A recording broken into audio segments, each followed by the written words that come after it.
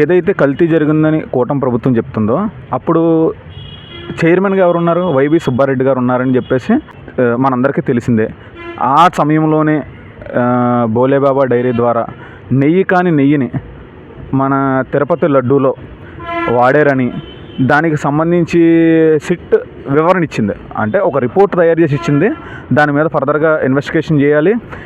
దాంట్లో రకరకాల కెమికల్స్తో అంటే ఏదైతే కూటమి ప్రభుత్వం చెప్తుందో ఎగ్జాక్ట్గా అదే లేకపోయినా రకరకాల కెమికల్స్ ఏవైతే ఉన్నాయో అవి కంప్లీట్గా నెయ్యి కాదు, ఆ కెమికల్స్ వాడారని చెప్పేసి ఆ రిపోర్ట్లో ఉంది.